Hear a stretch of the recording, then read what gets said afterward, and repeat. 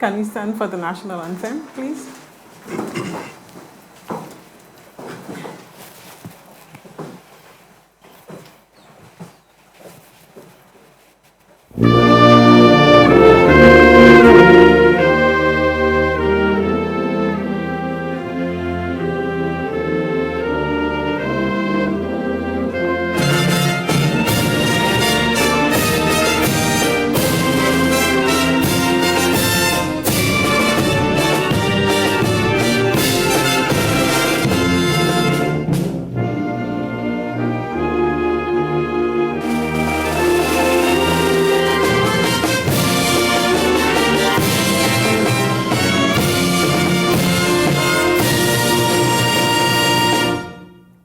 Have your seat.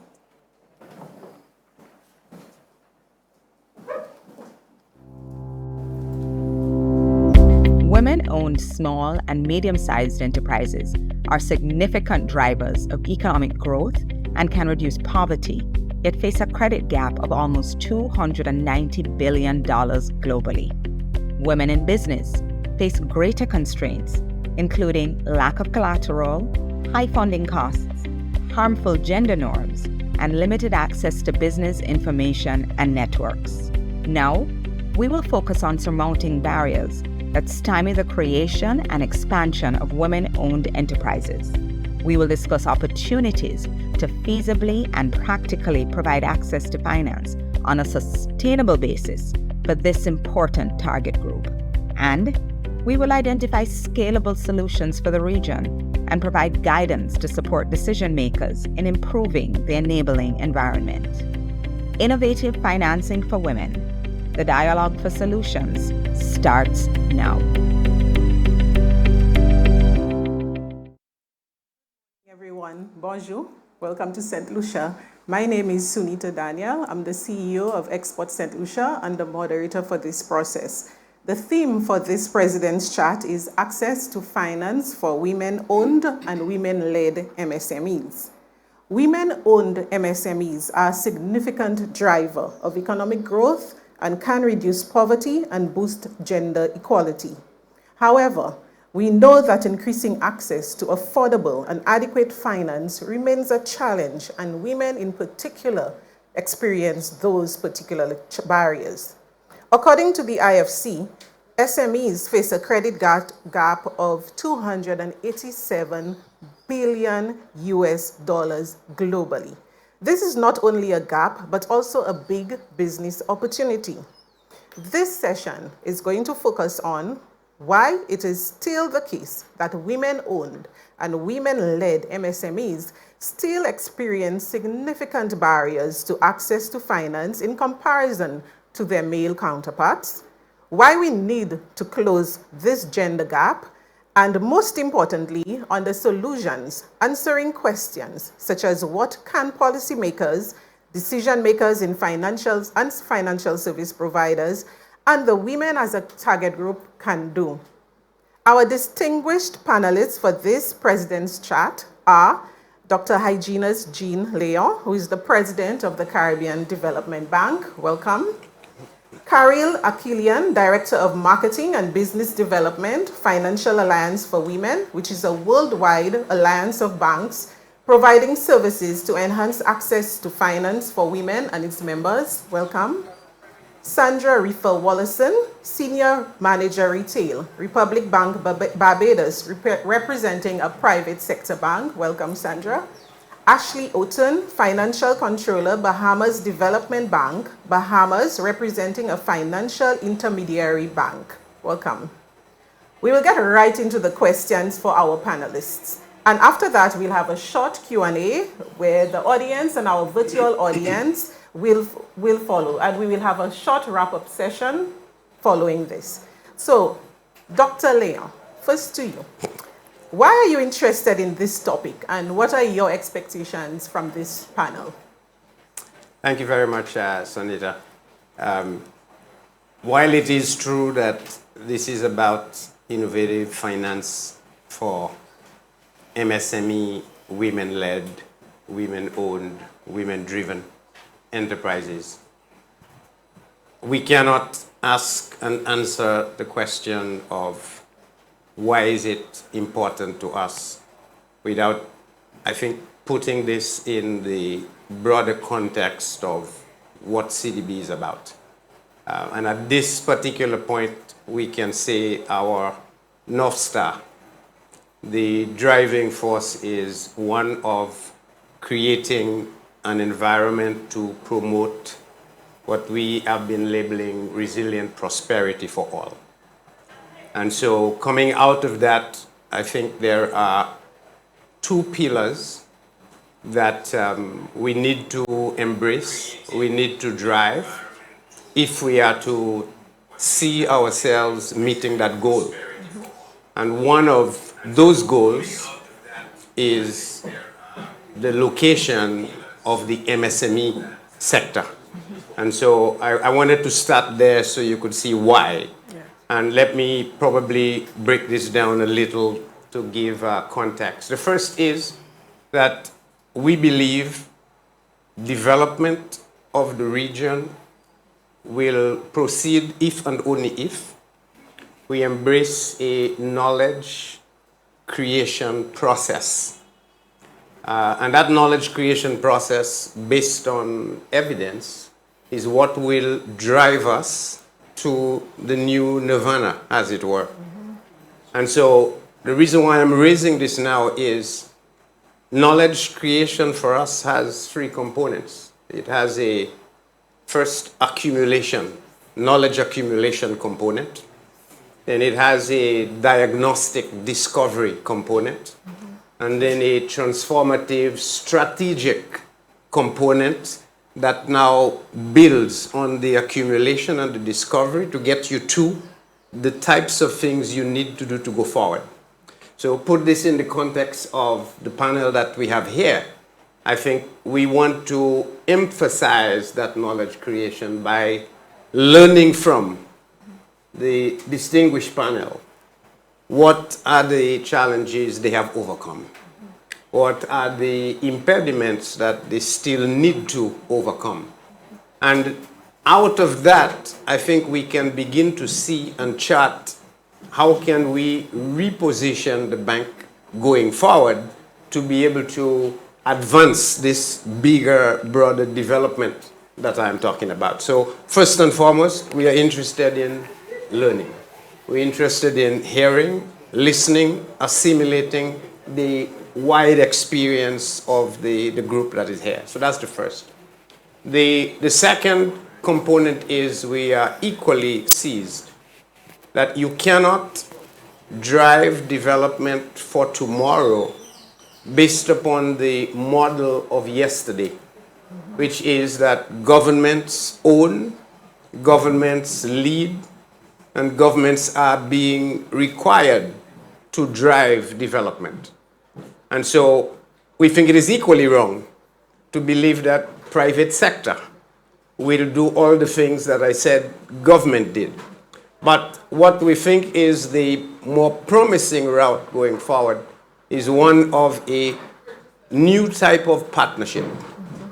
A partnership between the public and the private sector that embraces national development as its outcome, that forges complementarities and synergies across the public and the private sector. And I don't need to tell you the private sector, in almost any country that we can think about, 95% of enterprises are MSMEs. Mm-hmm. And so locate that now again in the experience we have here. If we are going to drive that partnership, we have to be able to locate the 95% of private sector enterprises to be able to forge that new direction that we are talking about. So that gives a location. And the third element I think that drives us is we have been working in that space at the bank, whether it is in the financing space, that we've been trying to invest in particular funds, more recently the Portland Equity, that has a particular eye on gender lens investment. Mm-hmm. we need to be able to scale that up. And so learning, incorporating the experiences will help us in that direction. We have been in the education space where we've been driving a lot of technical, vocational, educational programs across countries. Where does the experience that the panelists bring fit into that space? Has it been well directed? Could it be done differently, scaled in a different way? We have been looking at developing products and competitiveness issues, whether it's through the CARI Forum, EU Economic Partnership Agreement Standby Facility to improve the means of production and export competitiveness of small enterprises. We have the case of improving rebranding, even the Mayan artisanal work in Belize. We are looking at creating a hub based on the she trades of the International Trade Center in the Caribbean that again would feature and allow for female-led, driven, owned enterprises to enter that space. So you put all of those together, the work we've been doing in the creative industries, where we have helped a number of small business women, mostly, whether it's in design, in fashion, and so on, that have helped. But all of those, for me, need to be not only scaled, but repositioned.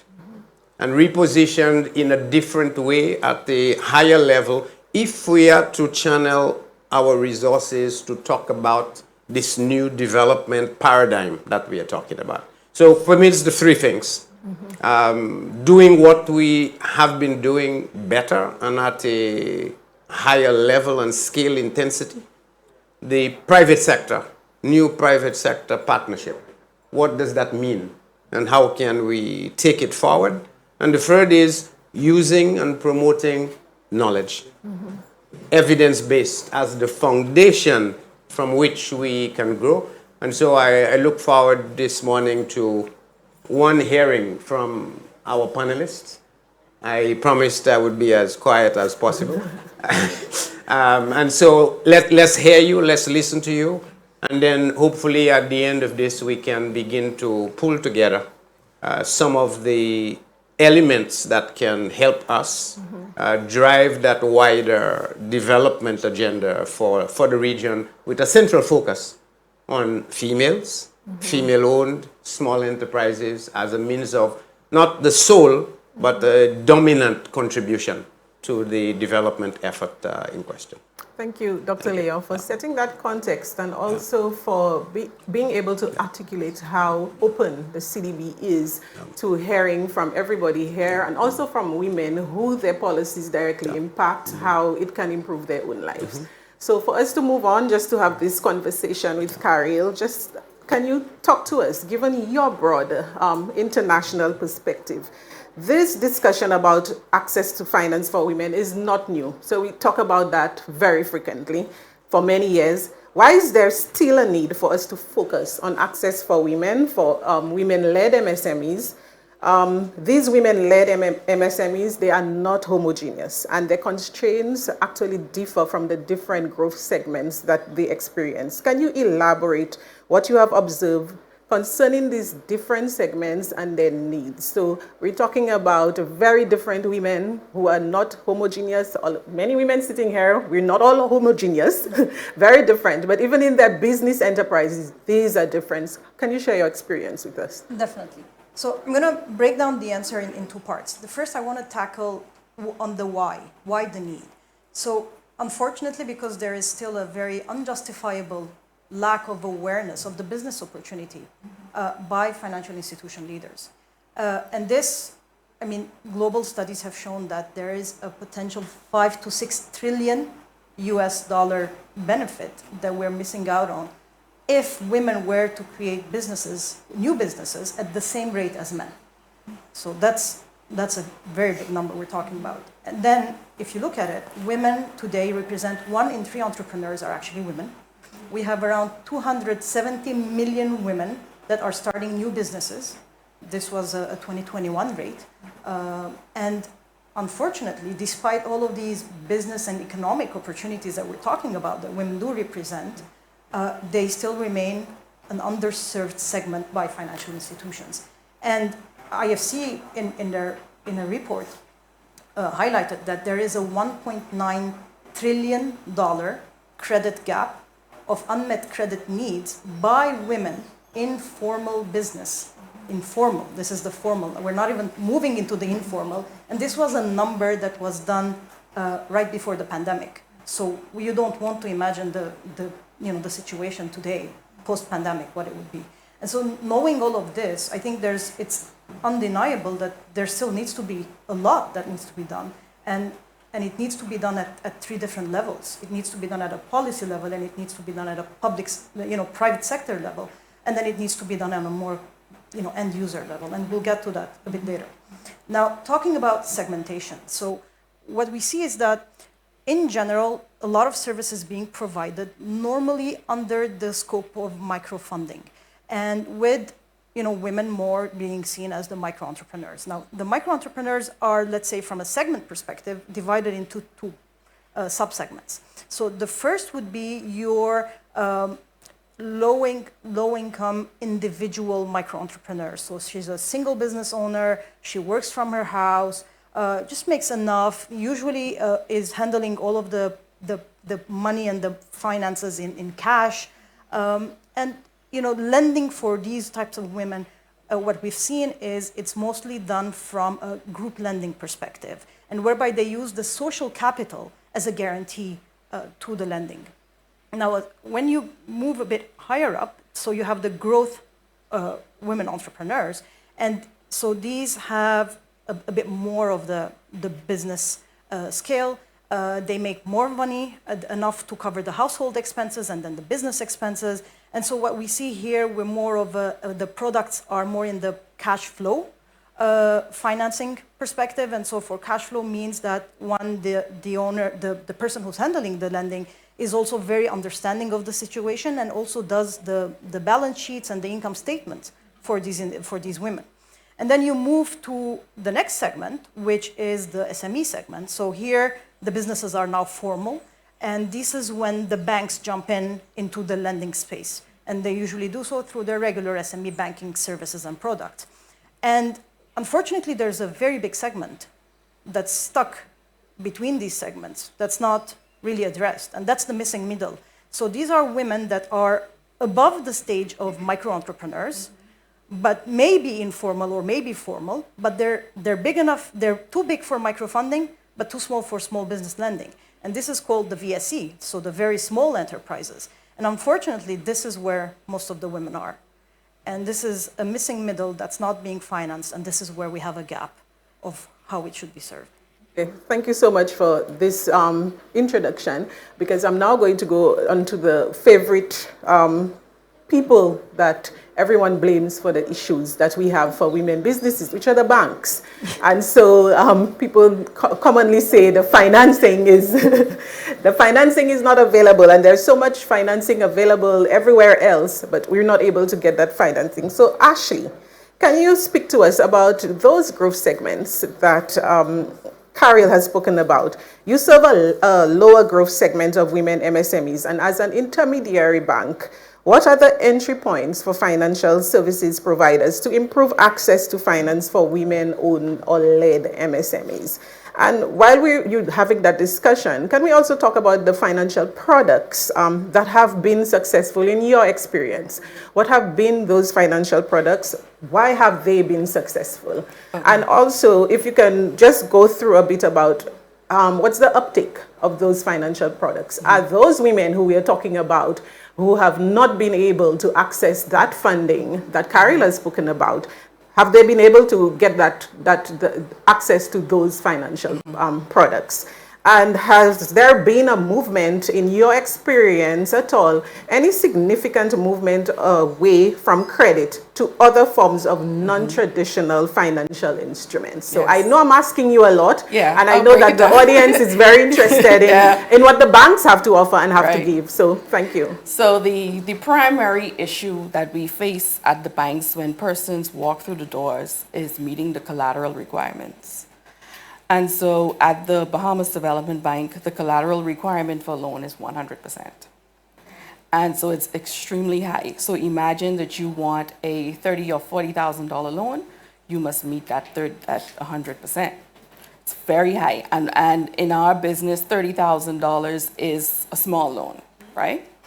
And we have noticed that a lot of women are not title owners because of historical legislation in the country where it was the oldest son automatically inherited his father's property or the property once their parents passed along. And so we were faced with that. So how do we come up with alternative collateral options, right? Or alternative ways of building credit for you to be able to qualify, or alternative persons to guarantee this loan with you. And so we're still going through the process of determining how do we value things like intellectual property. To this day, we cannot put our hand on something like what is the value of a patent or copyright or something of that nature. But these things have value, and a lot of persons can bring these things to the table. One of the incentives that we enabled for our family of islands, which are not the mainland, New Providence and the Bahamas, is the collateral requirements were reduced. So they were reduced down to, it may not be much, but down to 80%, right? Another option is to allow somebody else to come in with you on the loan. And so those are things that we're working through to determine what other collateral options are there. We may be able to use movable assets as opposed to land. You may have a fleet of vehicles, you may have other options that we can use rather than having just title and land. One of the other hurdles that persons have to cross is the policies or the non-discriminatory and fair practices, right? So on the application you ask, are you single? Are you married? How many dependents do you have? There's this automatic idea that if you're married, you automatically have some level of stability, right? And so we have to move those sorts of non-discriminatory, we have to move those sorts of policies to make sure that it doesn't matter whether you're single with kids or married with kids. Another spot that we need to improve on, another entry point is technical assistance for women. And one of our family of islands, we have cascarilla bark, right? Cascarilla bark is used to make Campari. We have that in mass quantities down in one of our islands in Auckland. Also, when they beat the bark, it produces an oil. The oil is valued at $1,200 an ounce. It's used to make perfumes.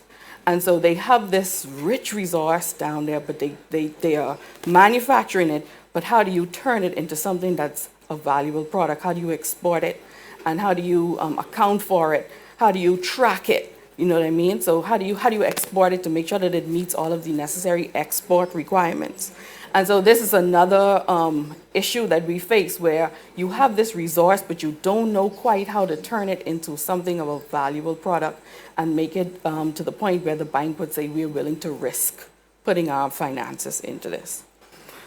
Another issue that we face is we simply do not have the data to determine what is a perfect product for a woman, right? Or for women-led businesses.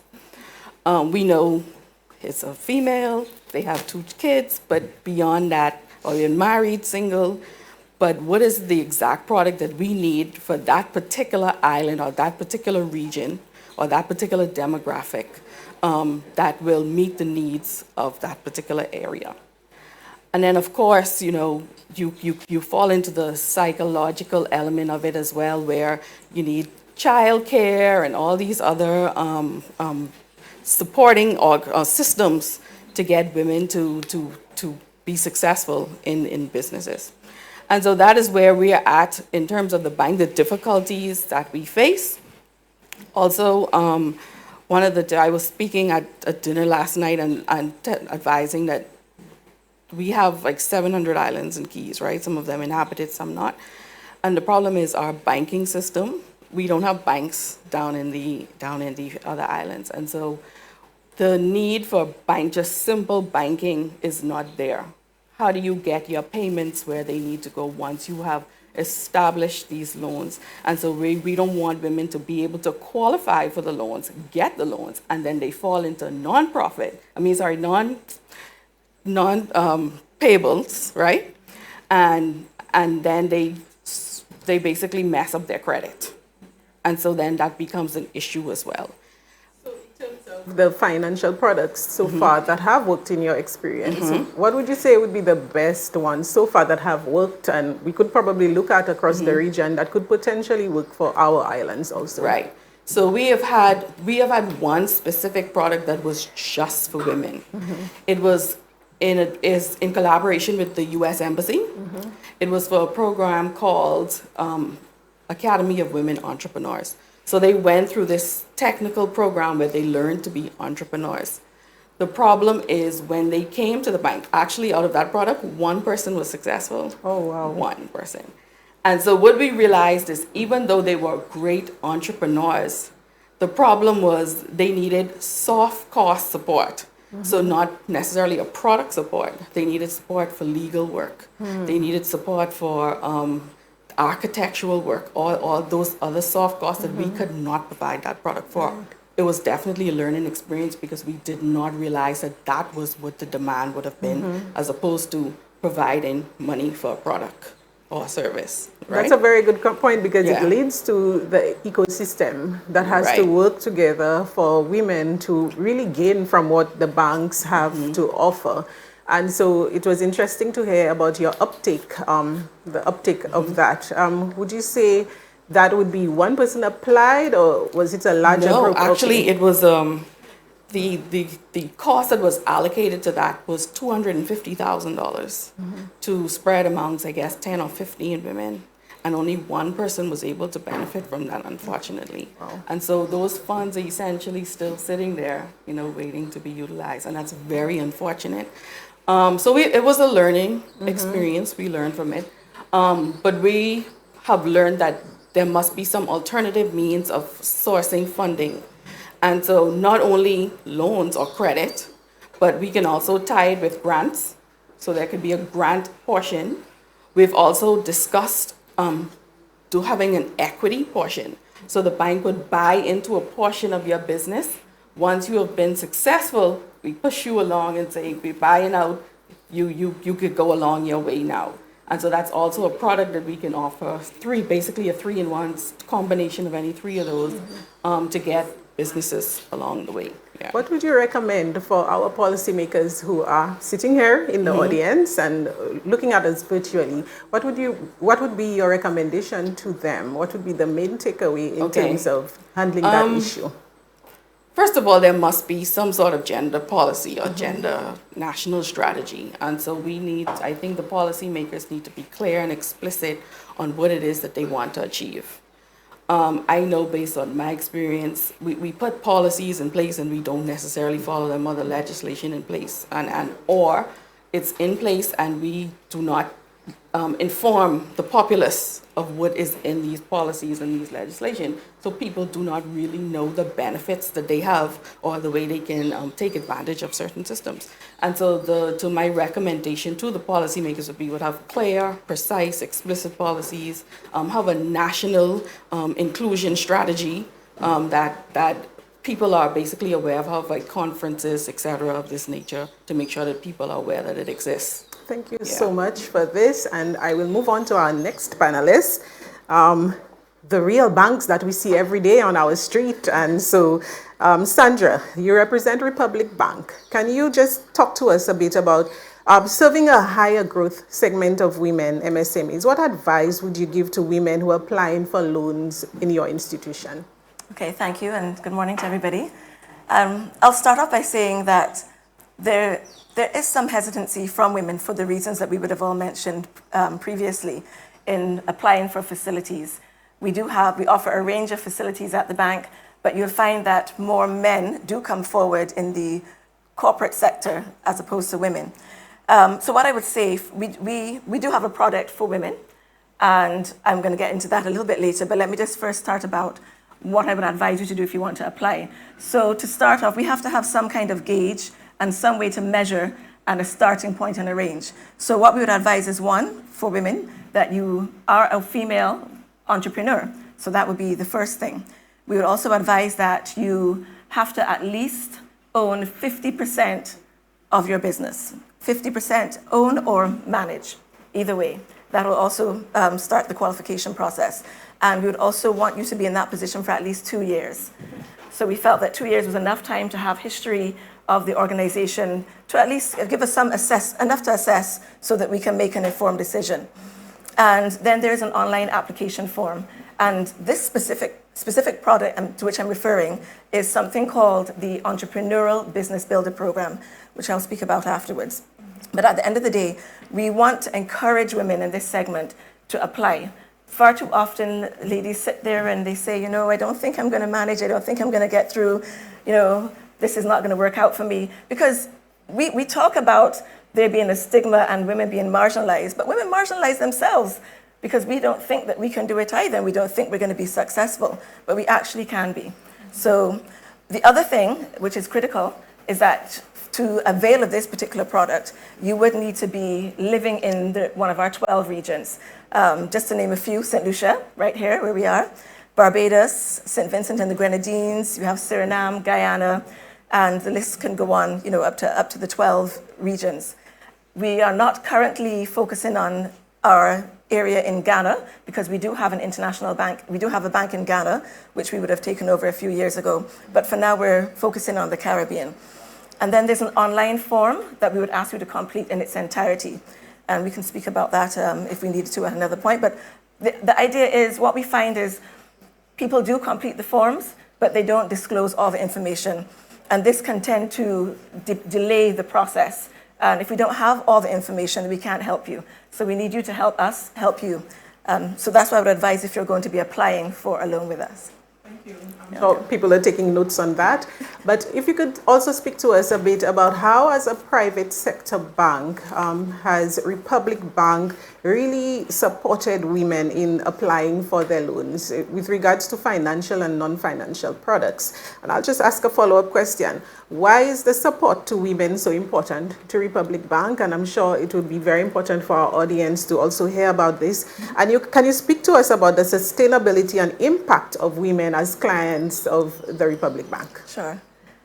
So let's start with the product specific that we have, which I mentioned just a little bit. We call it EBB, as the Entrepreneurial Business Builder Program.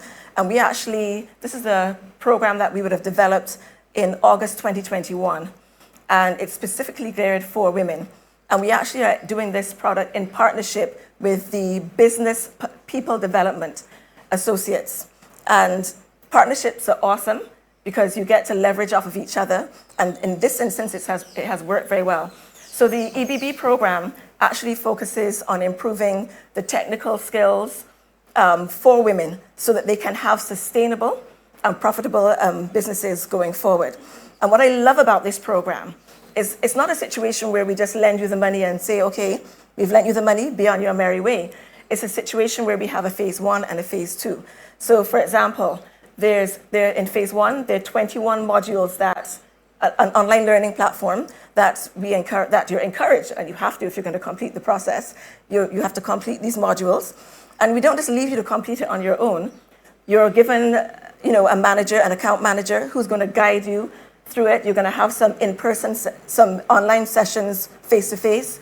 So at the end of the day, we're grooming you and ensuring that whilst we're giving you the money in one hand and lending you in one hand, that you know responsibly how to use that and become the best CEO there is in your organization for that sustainability.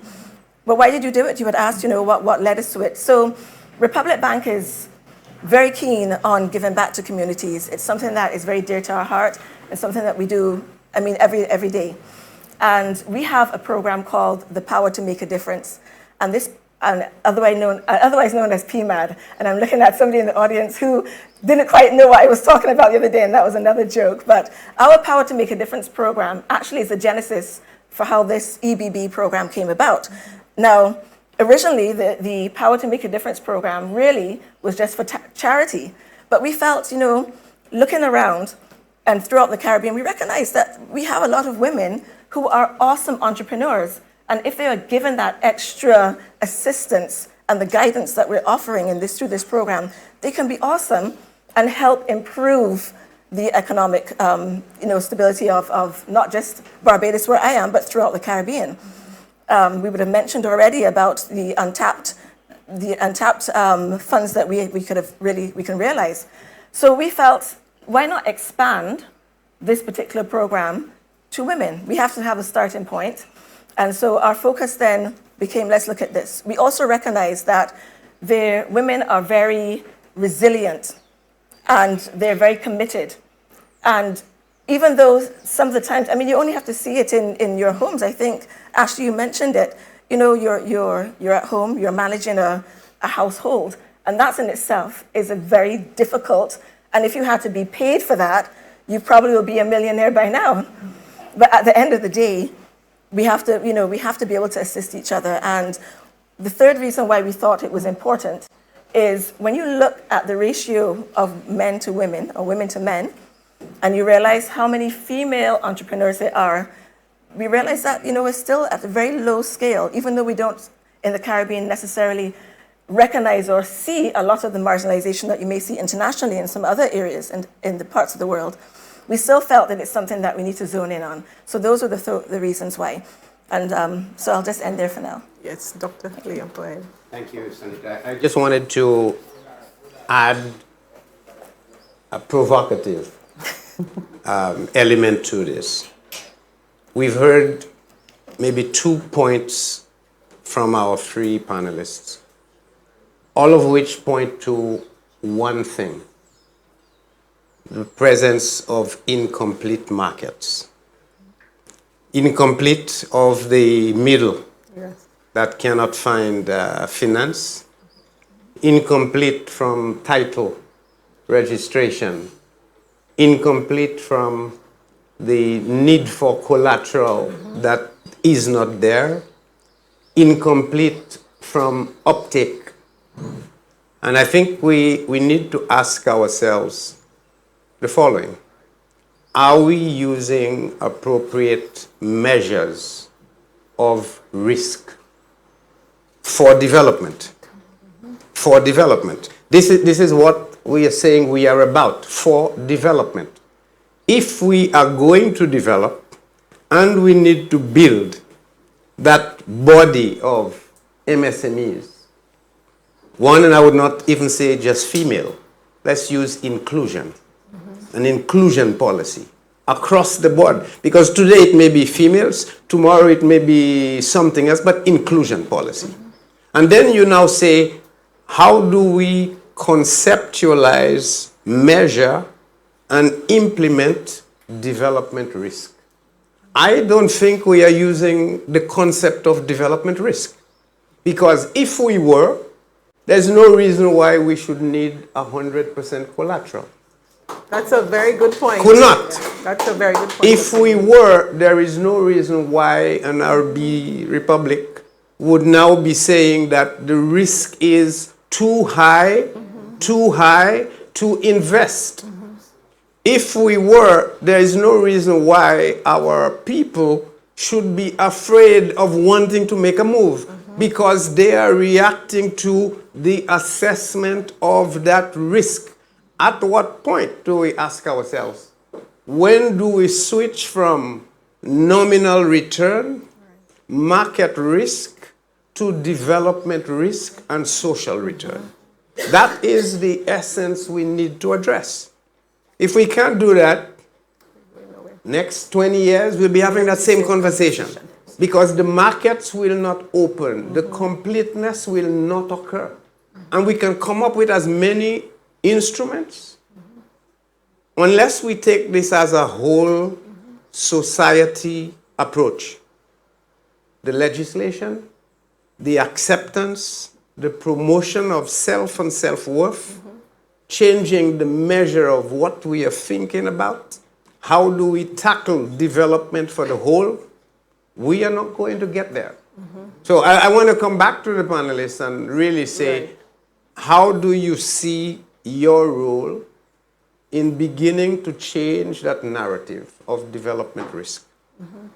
And that's a very good question that I would also like to add on before Dr. Leo came on, is given our own experience as working with a lot of women and women-owned MSMEs. A lot of times they come to us and they say, I would like to do this, and I've done all the research, I know what I want to do, but the bank is asking me for land that I don't have, or they're asking me to mortgage a house that I don't have. And so how do we really push that growth agenda, that development agenda for women? What can the banks do? What can the alliance do? So, and I want to challenge it one step further. if I may, because I think from a developmental perspective, there's a lot that can be done, and you can take business decisions on how to handle risk. But there are actually, if you really study your numbers, there are actually not as high a risk as the institutions today imagine. And this is where the challenge is. The first requirement for all of this is gender data. Do we have gender data? Are we collecting the data? Are we analyzing the data? And are we looking at what the potential is out there? Today, from an alliance perspective, what I can say is we have 90+ members across the world. And unanimously, all of our network members will guarantee you that women have lower non-performing loans across the board. But yet have and higher requirements. Therefore, less risky. And they would also guarantee you that they have a higher net promoter score, which means that they will promote your institution a lot more than men will. That they also have either equal or even better products per customer rate. That means that they are better clients for you because they have more wallet share from your institution. And then on top of that, they also have a higher lifetime value. So knowing all of this and seeing all of this, why are we seeing a risk? This is where the challenge is. If you really have the data, you look at your internal data and you look at your market data, you'll see that the risk is not as high as you perceive it to be.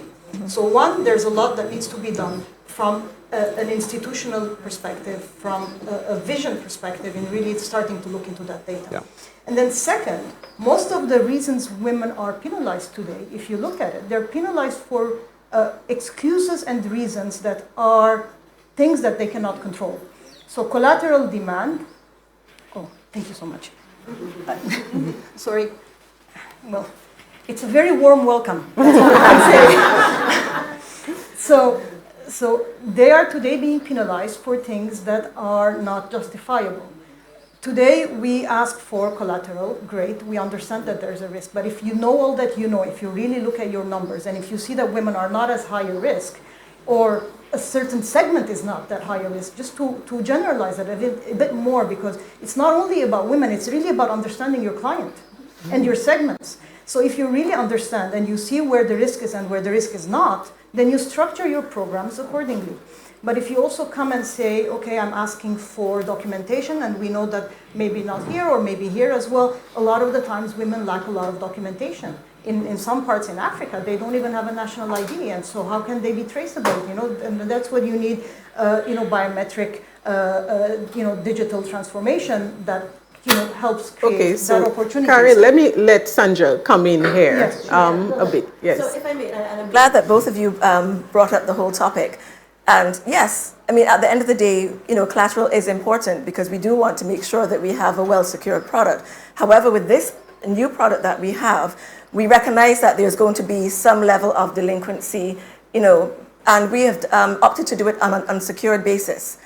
Basically, because to your point, President, we recognize that we have to at some point be able to release some of those constraints in order to let in people who otherwise wouldn't normally be able to qualify for a loan. I mean, so that's why this product is so amazing. But our security doesn't necessarily come in collateral. It comes in the education and your development, thereby giving you responsible business banking so that you can manage your affairs going forward, and thereby making it a little bit easier and more, I guess, assured that you're going to meet your monthly commitments going forward. So that's where we're seeing it from that level. It's not perfect, and it is a work in progress. We're only on our second cohort, so it's very new.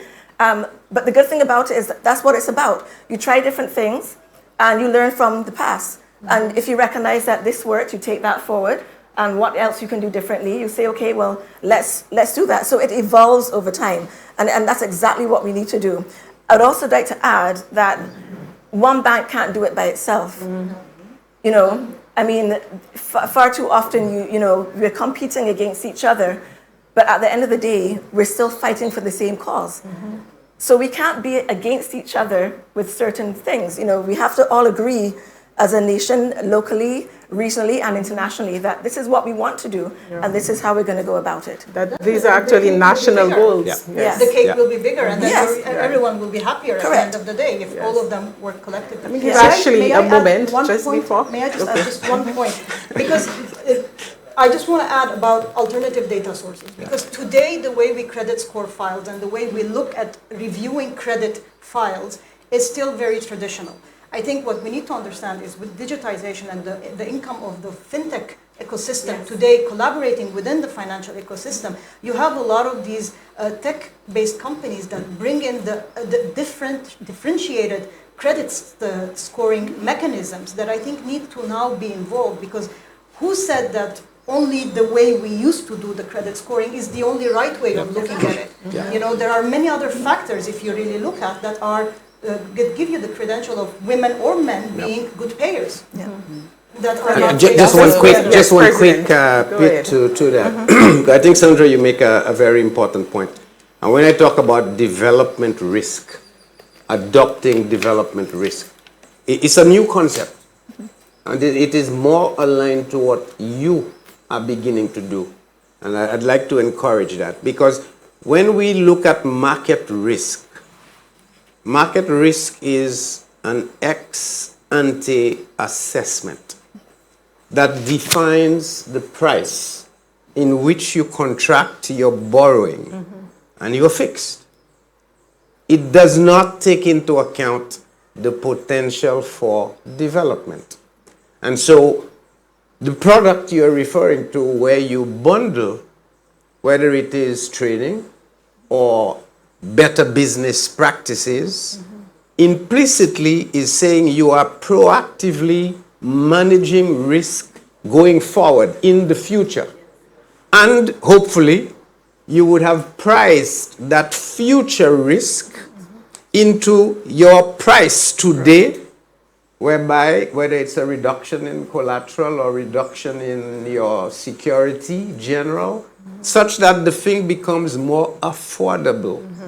And based on evidence, again, that's important, you can get to a stronger credit assessment. And so I make the point of development risk to say that it is an evolving, risk mitigating positioning for the future pricing that needs to be brought forward at the point today when you are making the particular decision. And so we have to embrace that.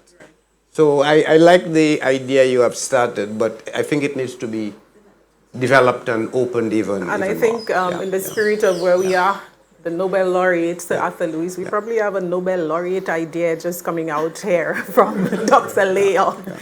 Ashley, you serve so many islands. Can you also give us your perspective on what we're discussing here? With regards to risk-based pricing, when we lend, our, interest rates are fixed by the Bahamas government. They are fixed. So it doesn't matter if you come in for $200,000 or you come in for $5,000, it is fixed at a certain rate. And so the challenge that we face is, it's not an astronomical rate. It's 6.75%. The challenge that we face is that we are intermediaries, so we have to get our funding from somewhere else. So the spread in between there is very thin if we borrow from the CDB at 5%. And so you see the issue that we face. So we have to make sure that we are secured in our lending, so we make sure that should this loan flop, that we are able to secure our funds so we can pay the CDB back. And so this is the I guess the conversation that we need to have with the Bahamas government is to move that fixed rate and now do a risk-based pricing, because we are at that point where we can't borrow from the CDB at 5% and expect to make a return on it. And so that's the major issue that we face. And this is throughout all of the islands. It's that rate, that's what it is, and that's what we face. And I think it's a wonderful thing that the president of the CDB is here. Yes. So that says that, the conversation is right there. Yes. Yes. But he's aware. He's aware. It's a good point to elaborate on. All of the tools that we are using are antiquated, not fit for purpose. And we cannot continue burying our heads in the sand and saying what we did yesterday we need to continue to do. That is not development. Yes. It is not development. So whether it is starting at the CDB, or in the government, we have to embrace a new vision, a new tomorrow. Because we can forget advancing development if we are not prepared to do that. And so, likewise, you mentioned interest rate policy, it is fixed. We have an interest rate policy that I can say we are now looking at assessing at the bank. That would be wide enough to take into account some development aspects, some risk aspects. We are even looking at our instruments. Should we be embedding in those instruments a lot more contingency type clauses and analysis, not just the debt contingency, but contingency clauses, full stop.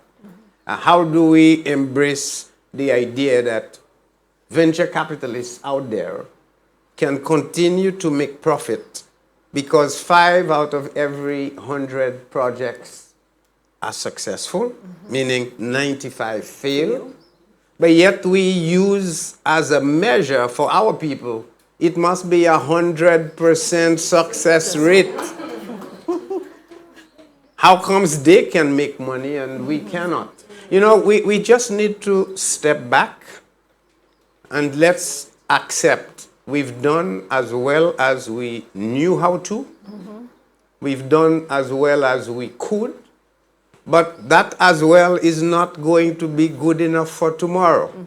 So we need to stop and take stock. Thank you, Dr. Leo and Sandra. Dr. Leo has just really spoken about CDB's position and them looking at themselves.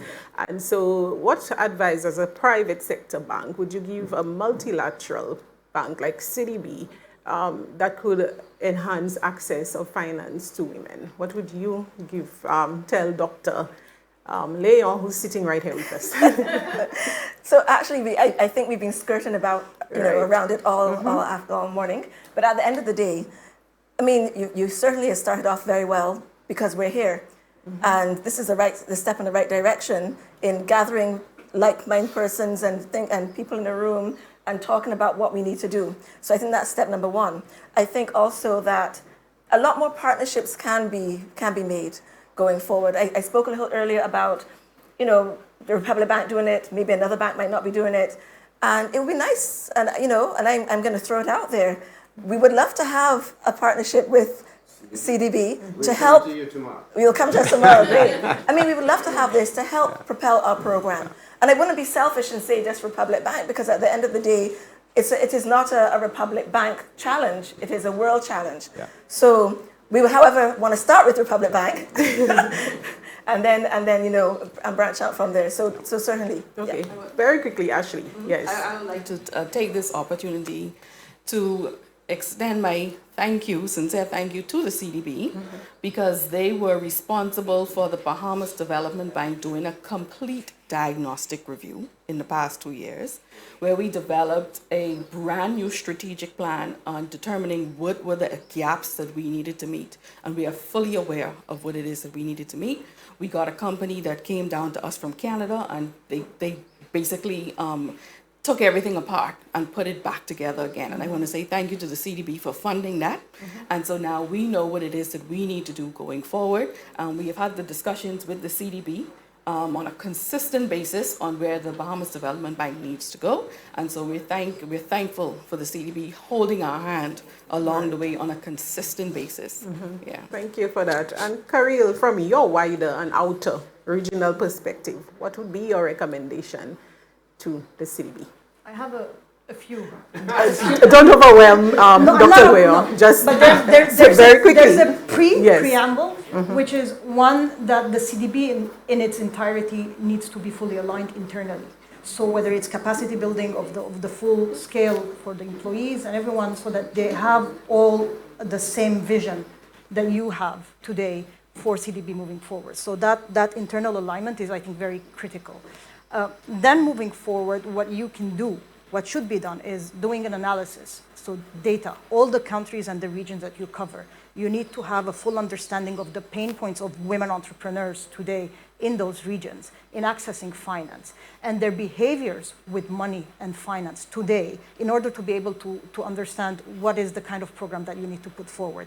And then is to kind of create incentive and maybe a supporting environment for financial institutions to create intentional programs for women. So putting that out there in a way, pushing them to do that. And you can do that by creating risk-sharing facilities or concessional interest rates, things that can incentivize them to really take that first step.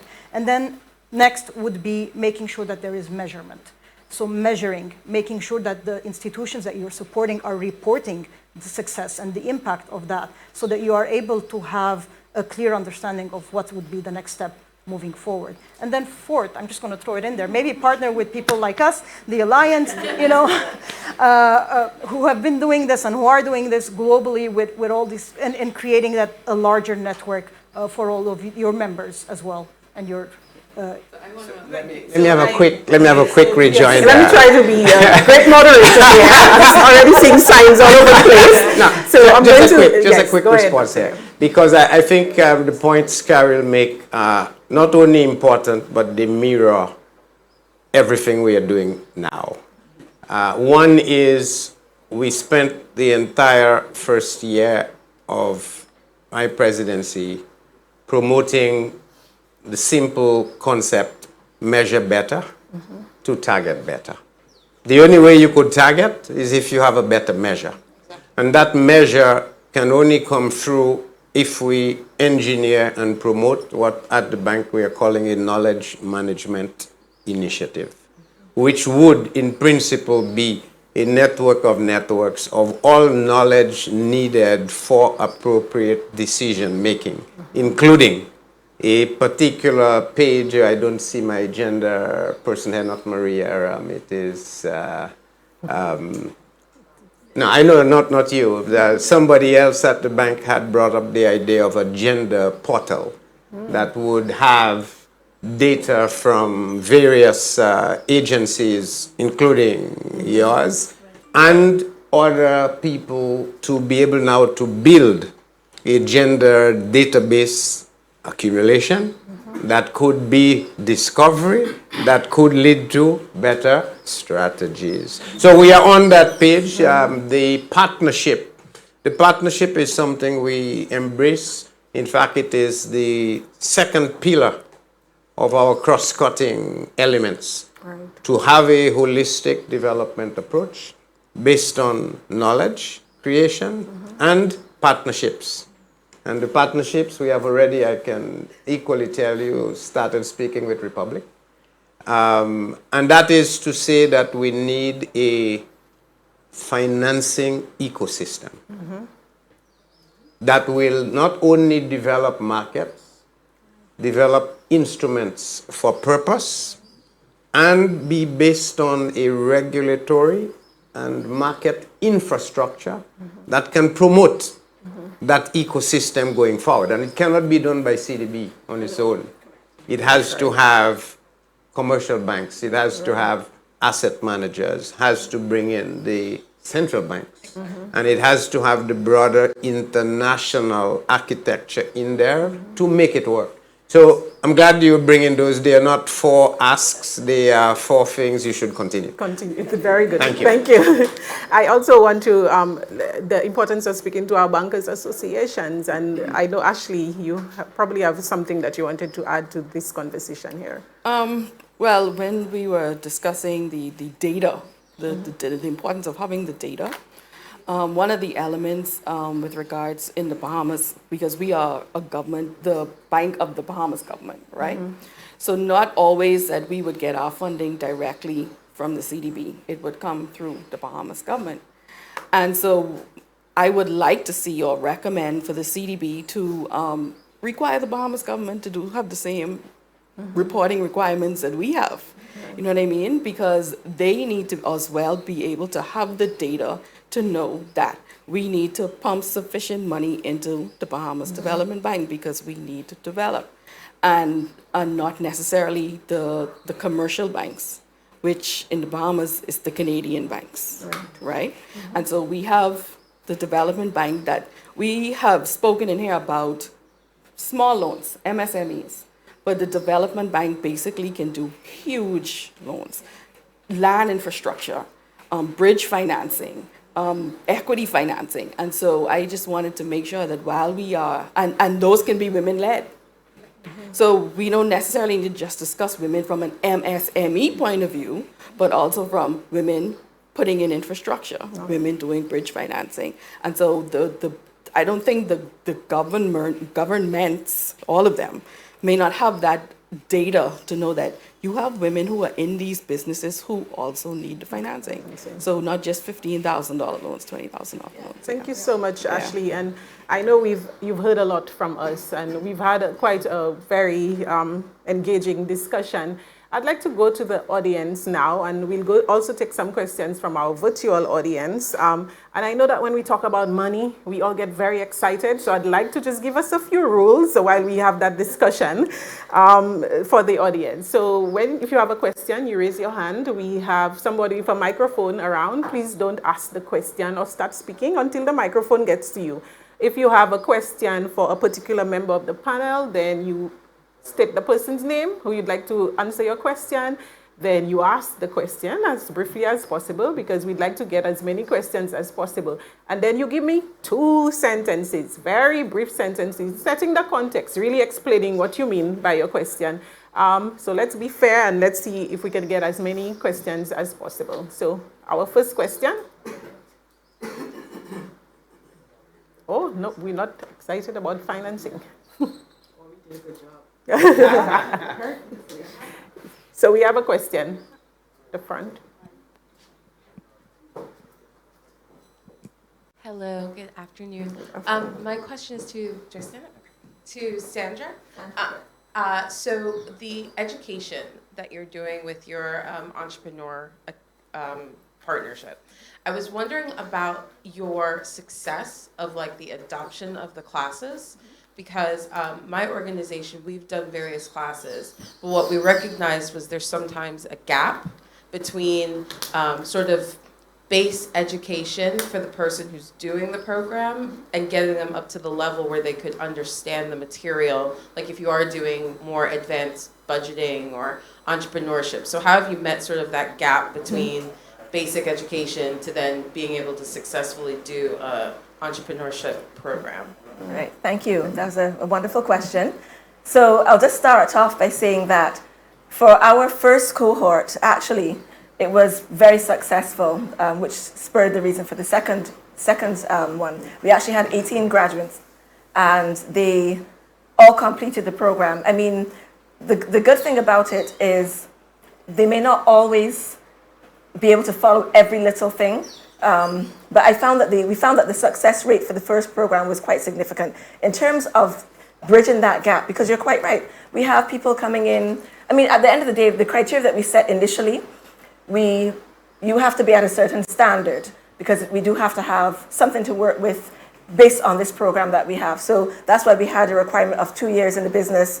And even though you may not necessarily have had formal education in that particular realm, you do have a transferable skill that will allow you to have the staying power to be able to focus on something. So we haven't found that that's been a significant challenge at this point in time. But what we have seen is that not everybody finishes the program. So there is that gap there, and I think that we have to continue working to see how we can close that. The company that we're working with, which is why we chose them, because we recognize that as a bank, we're financiers, we can provide financial guidance, but I think to answer your question more and solidify the response is the organization we're working for, they have those skills.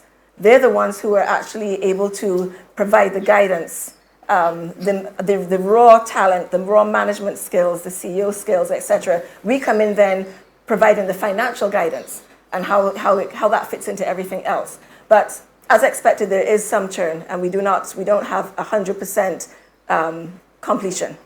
I hope that answered your question. It does. Good, thanks. Thank you. Go ahead, Dr. I have a rider here.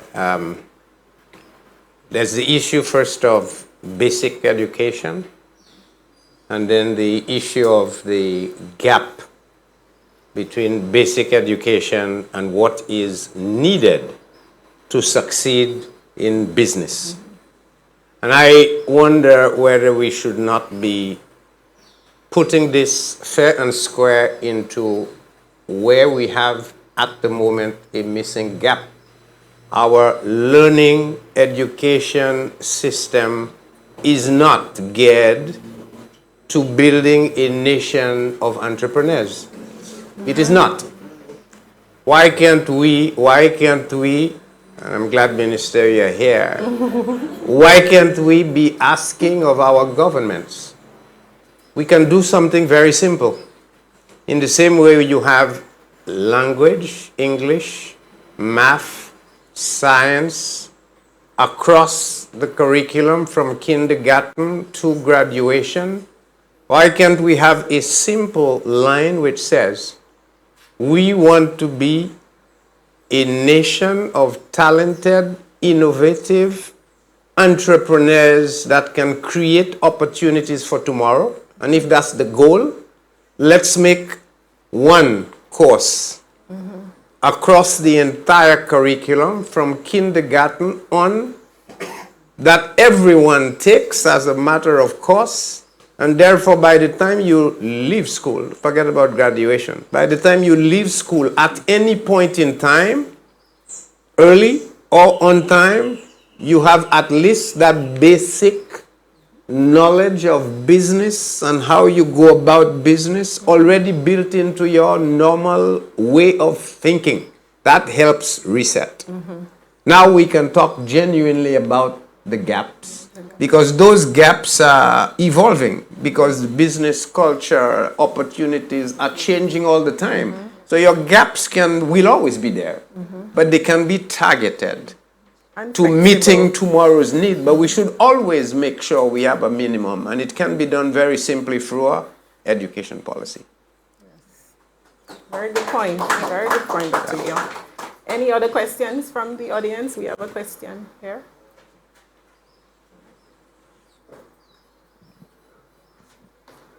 Hello, good morning. I'm Safia. I first of all want to thank you guys for this refreshing panel. It's been a while since I've heard very open ideas, so we're looking forward to development. The first question here is, how can we sensitize male decision makers to the issues affecting women in business? And I'd like to add, and to encourage them to action the ideas for change sooner rather than the long time it usually takes for laws or policies to be in place. And I have a second question.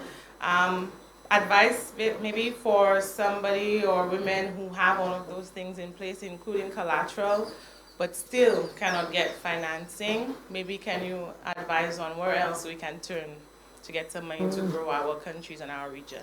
Thank you. Okay, Sandra, that looks like a question right up your alley. Yeah, so I'm not sure if anyone's hearing me. Okay, so I'll take the second question. And I just want to reiterate it just to make sure that I've understood you clearly. You're asking, you have all the collateral, you have everything that we've spoken about, and you're still finding it difficult. So I don't have the full picture to be able to say what the reason, what the issue may be.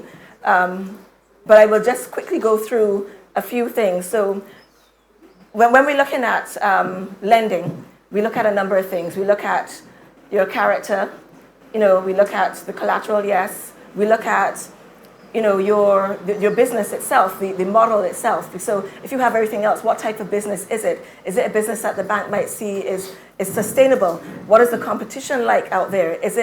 Are there 20 others? Are there 20 of the same thing? Is it likely that you're going to be able to succeed in the long term? Is it sustainable? So all these things are factors that we also consider. So whilst you might have the collateral and you might have the business right there and then and everything else, we also take it a step further and look at the longevity of the organization. Because the loan, if it's a larger loan, for example, it could be up to 15, 20 years maybe in some cases. So the question is, can we see that organization growing from strength to strength and being able to sustain those monthly payments on the long term? So that might be something that they might be thinking about. I'm not sure what business you're in, and you may not want to disclose that here in this environment, but I'll be happy to chat with you after, and we can go into that. So, and then we also look at your credit score. So, and I know that credit scores, it's a guide.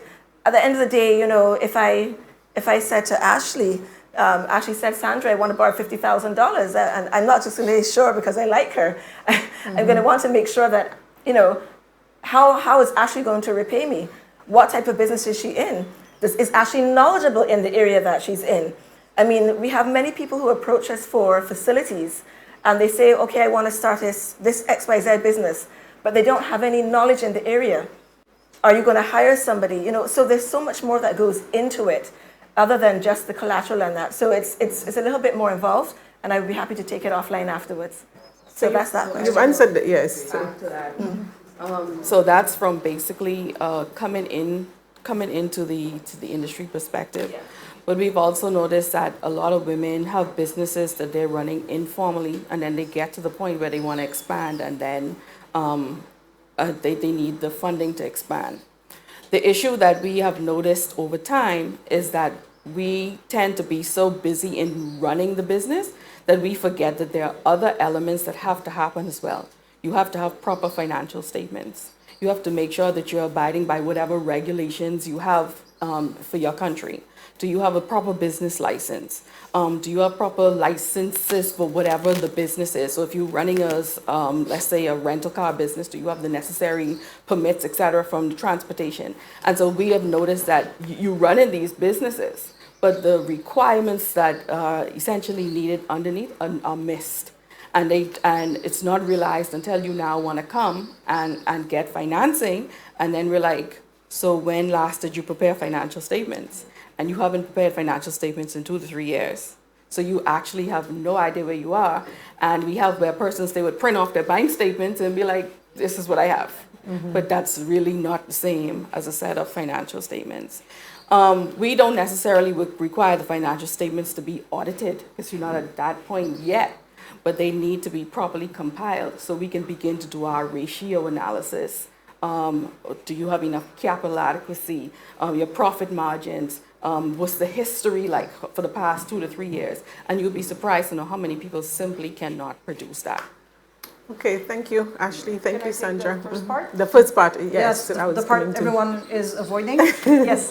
So I think, as amazing as Dr. Leon is as a true visionary and believer of financial, economic, and social development, most financial institution leaders are all about the bottom line, right? Mm-hmm. And it has to make business sense for them. But the reality of it and the beauty of it is a business case. There is a clear business case. And it is, if you look at your data and you look internally, and these people really see, the facts don't lie, right? So if you see that women are great clients because they have lower NPLs and they are better client, they take more products. And so from a profitability perspective, they are a very profitable segment. So then if you look at it from a pure business perspective and you present it as such, then you'll be able to really make that change start to happen. But it is all about showing the facts and bringing the proof that this is there. It is a clear business, decision that needs to be taken.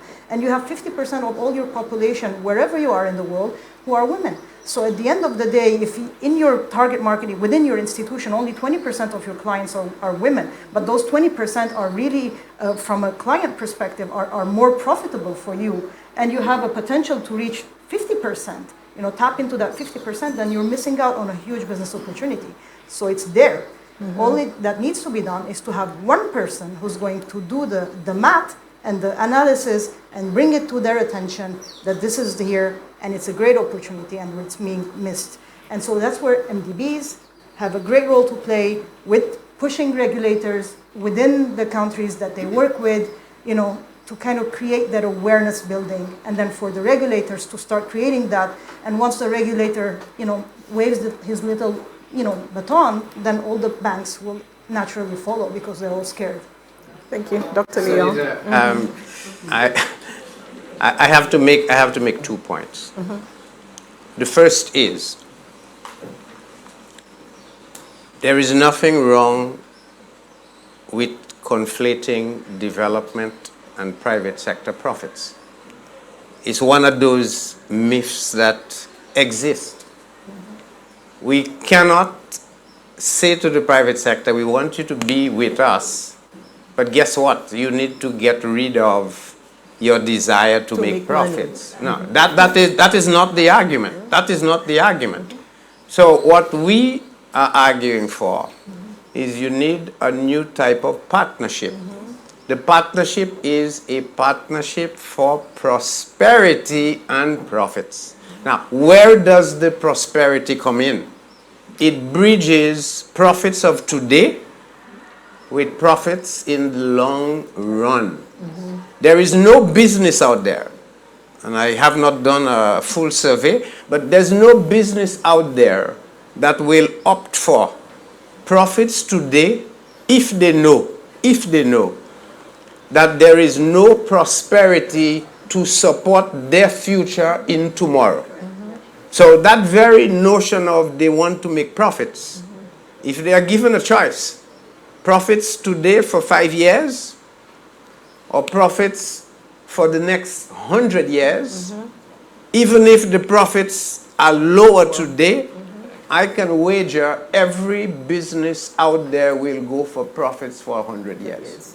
Therefore, the focus has to be on driving prosperity. Prosperity of all. And the reason why we have the problem raised by our questionnaire, that males need to find a way of accepting, is because we as humans are hardwired to have egos. From the time we are born, we are being told us, you, I, a name. We automatically break away from the concept of oneness because we have to have ourselves to know what we are doing. And so even now that we are talking about male, female, gender issues, we are only reinforcing the ego element. And we have to flip the language. I talked about inclusion earlier. We have to flip the language to what is best for nation. That is our measure. And what is best for nation should acknowledge if a woman 99 out of 100 times is better placed to deliver for the nation, they should do it. Full stop. Not because they are females, not because they have been disadvantaged, but simply because they are best placed for tomorrow. And so policy-wise, we have to, I think, distinguish the issue of transition. Transition of, let's call it the sins of the past, where we are today, all the discrimination, the lack of opportunity, the suppression that has occurred, and we need to start to transition away from that. But ultimately, where we want to go is a state where there is no discrimination. There is no ego. All that matters is advancing the national cause. Then we reintegrate. That is where we need to be. So you need two types of policies. But first and foremost, everybody just simply need to sit and accept. There is no imprint that says, you're a man, you're a woman, only men can do business, only women can do nursing, only blah, blah, blah. No, that is a relic of the past. Right. We have to let go of those things. Who is better able, better positioned to advance nation? Thank you. That's it. Thank you, Dr. Leo. Change the policy. I have actually been given a very big red flag outside, and I've been told, I know there are many questions inside, but I've been told to take one question, but I see my boss, who's the minister, raising her hand. I'm not sure what I'm supposed to do. So the people outside, you really don't take precedence. Go ahead, minister. The mic to minister, please. Thank you. I'm sorry, but I just felt that I needed to add my few cents to the comments. I want to commend Mr. President and the team for this initiative. I think it's very important for us. But when we think of the business ecosystem, I know we are focusing on innovative financing for women, but we are at the Safa Louis Community College. And when we sit here and look at the structure as a student of Safa Louis Community College, I was here as a student of secretarial science. And I remember sitting later on the board. We had a board where the private sector came in and advised us, and we sat down and advised the college as to the subjects to be taught. And we are here, but we're talking about business, and you're right in saying we need to look at what is good for our country as a nation. But then we have the technical group, we have welding, we have everything else, and then we have business over there. We have not linked them. So consequently, you have persons sitting and doing the theory and not the practical. So there, within this whole complex here, if we change how we present the subjects, the technical subjects, then you have businesses starting right here and growing. So again, that is one of the things I think. When you look around us in terms of general business ecosystem, and I see what transpired with somebody like myself, where I sat and I saw my mom and dad and the way they hustle, so I pick up that from them. But there was no encouragement in terms of documentation as to the success stories of our parents. So up to now, when you look at St. Lucia, when you see the progress that was made by old man J.Q. Charles, from selling bottles to becoming this huge business, nothing is documented. So we need to face our reality in terms of some of the things we need to do in addition to all the things that we've discussed. Also, when you look at just business ecosystem, what are some of the things that are still missing within our ecosystem to cause our businesses to grow? I can tell you the whole issue of research and development is not spoken about for us, and we need to speak about it and try to document it. Another one that is, when you look at our micro and small, from the ministry's point of view, there's no incubator, there's no hub for persons who want to get into business. They might have the knowledge, they do not have the complete infrastructure to meet the international standards.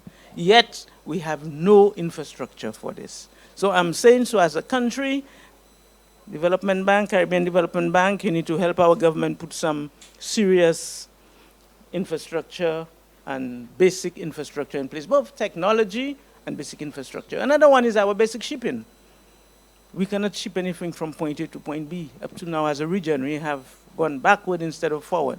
So we have to look at the ecosystem, identify the gaps, and let us speak about a partnership that we spoke about for us to make it move. That's the Thank you, Minister. And Dr. Leo, that comes to the point you spoke about of the education policy and so on. And just to reiterate, just to put a plug for the Minister here, that in terms of the incubator and those kinds of facilities that are really required for women who don't have access to funding, also, I am told I have one question I can take. So that last question, please. from the virtual audience. Good morning, everyone. I am serving as an intermediary right now. The question is for you, Dr. Leo. Does CDB have targets for loans to impact women and women-owned businesses? We don't have targets per se, but we mainstream gender lens investment in everything we try to do now.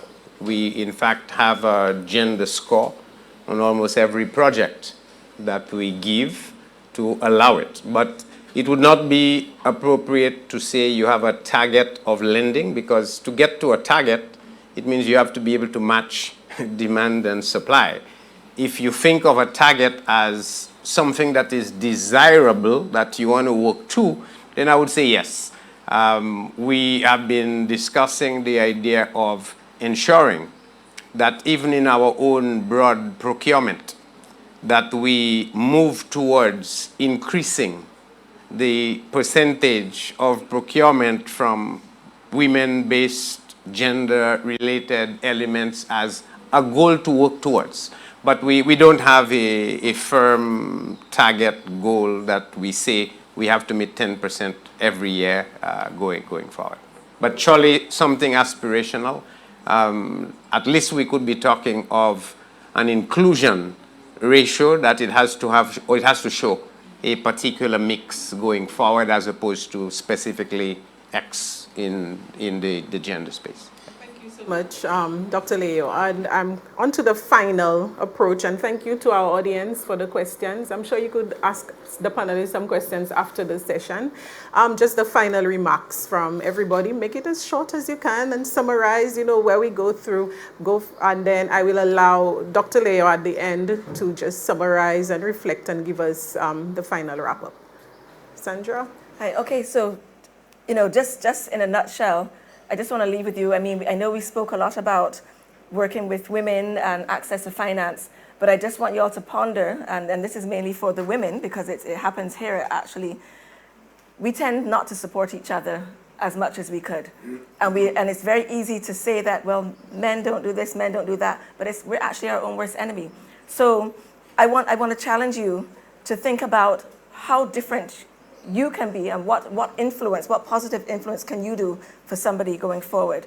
I mean, at the end of the day, I work in the bank, and I think that we have more women there than men, and we have a lot of women in very senior positions, and so we're very progressive in that organization. But it's not without, at some point in time, you have to fight. So don't fight against each other. Let's fight with each other for the same cause. That's my takeaway for you all. Thank you, Sandra. Ashley? So I think my word of encouragement to women would be, do not wait on the perfect scenario. As women, we tend to wait, I can wait until my children, or I have to wait until I ready this particular age. When I already lose 10 pounds, I can look into that. And so you hear that a lot from women. Do not wait, because you're going to miss some opportunities along the way. Even if you do not get that opportunity today, you're still learning along the way, so you are ready when that opportunity hits. We would put programs out there, and a lot of women miss the opportunity because they were not preparing themselves along the way. And you always hear, oh boy, if I'd done that 5 years ago when I thought I should have done it. So that's my only encouragement to women. Do it now. Yeah. Okay, well, my word is actually going to be to financial institution leaders.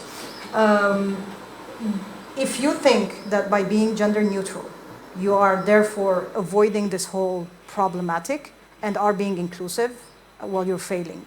Because being gender neutral is a proof that you are impartial and unattentive to your client's needs and requirements and pain points. And therefore, you are 100% discriminatory. And therefore, if you really want to do something, really be inclusive, you have to have an intentional effort that goes into it. But just because you are inclusive doesn't mean you are exclusive. So in no way is your program or your effort supposed to alienate men and their ego. What it's supposed to do is make sure that and it's most of the time it's the processes that need to be reviewed and the policies that need to be reviewed, and not the products become 100% only for women. Once you really do all of that and you become more inclusive of the requirements and the challenges and understanding the life cycle of women, then you are going to have products that serve everyone and include women in the equation. Thank you. Thank you so much. And thank you, all of the panelists. I just want to give the chance to our host, the president of the CDB, to really give us your final thoughts, your takeaways, and your reflection on the way forward. Thank you, Sanita. I think we need to start from maybe a fundamental position that makes us in today's environment people. The right of everyone to an equal life. Now we might not think this is so important to this discussion, but it is. Because if you recognize that, you will come away with one basic position, that every person in every country has the capacity, the capability to contribute to the betterment of that society. So the moment you start there, it is not about, is it this person or that person, but it becomes, how do we share as a people to grow? How do we share responsibilities? How do we share burden? And how do we share opportunities? Now, once we accept that, then everything else falls into place. And it falls into place to say we are to contribute to the growth of ourselves. And we'll do that by sharing, not by being against each other. That is neutral, exclusive. It is about the national purpose. Now, we get there, and I think once we accept that it's about the mindset change. Without a mindset rewiring, we don't have a future. But the mindset will not change overnight. It will take time. And so we have to be persevering. We have to be repeating it and saying it at every opportunity by everybody, from the Prime Minister down through the ministers to leaders in society, in business, teachers, the religious community, parents, in the home, community. Everybody has to be able to repeat that until it is now hardwired in our minds. Now, the moment we get there, I think for me it would have meant we would have anchored ourselves on where it is we want to go. Once we anchor ourselves on where we need to go, then it boils down to three elements that we need to implement. And we use that framework at the bank. What are the types of investments that are needed to help overcome the challenges that will get us to the objectives we have now agreement on? Second, and we can agree on all of those things, whether it's public, private, and all the things to be done. Second, how much will it cost? And how affordable is that? So where is that money going to come from? What types of instruments? How do we manage that with a lens to looking at return in a risk development framework? Bridging time today and the long run, such that the goal of national development can be realized. And the third, implementation, capacity to deliver. And we cannot leave that out. Now, whether it is in the TA side that you mentioned for the development bank, or broad-based reaching out, helping. We focus today on MSMEs, but it's on everybody, you know. MSMEs just become a little slice of the bigger problem. How do we drive that delivery, that implementation? And that takes money, it takes technical assistance, capacity building, education, management training, society responsibility training, all of that has to come together. So it is how do we put those three elements at any one point in time in a way that says we are addressing all of them, if not at the same intensity, but a bit of all at different stages, so that at the end of the day, no party is left behind. I don't think we could end on any better note than how we just ended, and I want to thank all of you, the panelists. Thank you, our in-house audience, and those virtually for joining us. And just for myself, the key takeaways, something that Dr. Leon mentioned in terms of the education policy and moving forward, ensuring that our ecosystem for business generally works well together, and very importantly, development risk. Looking at that a little bit more than we have been doing, because like Dr. Leon said, what worked yesterday may not be what would work tomorrow. So I want to thank all of you. I'm sorry that I went a little bit over time, but thank you for the really engaging conversation, and have a good morning. Thank you.